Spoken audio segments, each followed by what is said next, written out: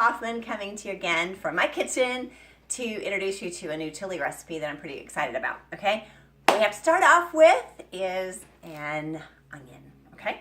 I'm going to show you two different ways that you can slice up this onion, okay? First thing I want to do though is I'm going to pull off the outer layer, okay? If you've never worked with an onion before, just got to pull off that outer layer. I will tell you this, that if, when you're working with an onion, well actually I should have shown you, this is called the root, and if you only use half of an onion, you want to keep that part intact and in your fridge because it will actually help your onion to stay fresher longer, okay? I'm going to show you two different ways to chop this onion. One is our food chopper. Food chopper's been around for a long time. This is the food chopper. And the other method we're going to use is not a new tool, but it's been around for about 5 years, is our manual food processor.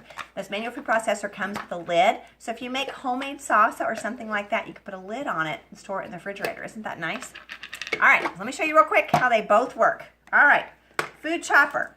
First and foremost, you have to take your onion and go ahead and put it into chunks. You have to do that with both. I might as well do that right now anyway. Put this to the side. Take our food chopper, and you do not want to put too much under there. In other words, you don't want to pack that in there. It won't work. So you put that in the food chopper, and just imagine, I always tell people, imagine this is the face of the person that's made you angry that day. And just literally go to town. All right? And the more you chop, the finer it gets. Okay, so if you want it, there's a difference between chopped, diced, and minced. Chopped is a little chunkier. Diced is a little lighter chopped, and minced is when you go to town. You get the chunks just as tiny as they can be. Okay, that's a good minced onion. All right, chop this one too. All right, we'll leave that a little chunkier. So that's one way you could chop up the onion. The other way, actually it's become my new favorite way, but a lot of people love the food chopper. I do too. You could chop nuts with this. You can chop chicken with this. You can chop anything, but the same thing goes for this manual food processor. Just imagine like a food processor without electricity. That's why it's called the manual food processor. Make sure your blade is in there really good. Pop open the lid like that. All right, and then you just go to town, just like that. And every now and again, pop it open and see how it looks. That's pretty coarsely chopped. If you want it finer than that, sometimes you gotta, there is a spatula you can do to pop the chunks back down in there near the blades, but it does kind of float everything around, so it keeps chopping. The cool thing about this manual food processor is, except for this is hand wash only, but these two things go in the dishwasher. Isn't that awesome? So imagine you can chop up eggs for egg salad with this. You can chop up chicken for chicken salad. You can chop up nuts, like I just mentioned for this. You could also make homemade salsa, all kinds of things. Guacamole, oh my goodness. This is an awesome tool. These blades are super sharp. So you want to take them out. They do go in the dishwasher, okay? Now, what I'm going to do is with this chili is I'm going to put this onion in our RockCrok. If you do not own a RockCrok, you need a RockCrok. Let me tell you about the RockCroks. The RockCroks are made out of a natural clay, okay? But they are, it's think of a good mix between stoneware and a cast iron skillet. But imagine this, with our RockCroks, these can go in the microwave. They can go on the stove, so you can cook ground meat, which I'm going to do right now, to saute the onions and the ground meat together in this, and then I'm going to add all the other things for chili. And okay, but I've forgotten to tell you the rest about the RockCrok. I'm so sorry. What is so cool about the RockCrok, it not only goes from the stovetop to saute meats, to braise your meats, to cook onion, whatever like that you need to do. It can go in the oven. It's up to 750 degrees. Can you imagine that? There's nothing I can cook that's that high.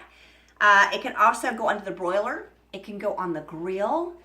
It can go in our crock pot stand and make it into a crock pot, which is what I'm going to do here in just a moment at the very end of our cooking process. And it can go in the dishwasher for easy cleanup. I love the RockCrok. It truly is the piece that could replace every piece of cookware that you have.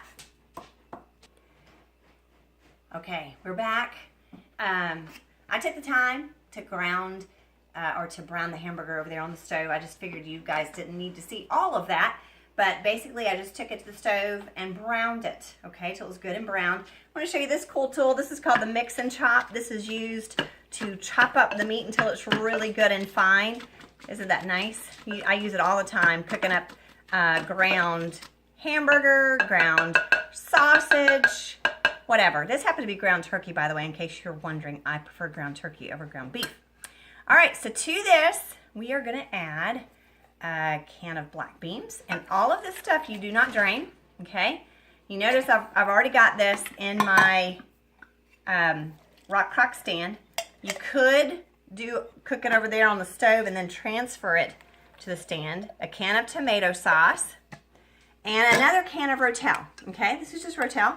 I'm going to show you how to use this cool tool, okay? This is called the Smooth Edge Can Opener. All this is going to do is release this manufacturer's seal right here on this lid. And the way you work it is you put it on top of the can and then you turn it. If you can pick up the can, you've got it on there correctly, okay?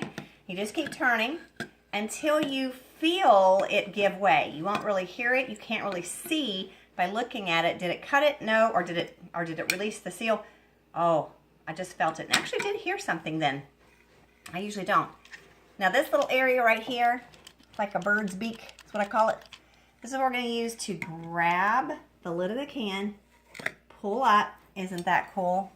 And what is so neat is this lid is not at all sharp. If you have kids opening up cans for you, look at that. It will not cut. Will not cut you at all. Okay? So one more can of that in there, plus some Old El Paso taco seasoning mix. I want to say a huge thank you, a shout out to my friend Susan who gave me this recipe. Get to try it tonight for the first time. Super easy. And guess what?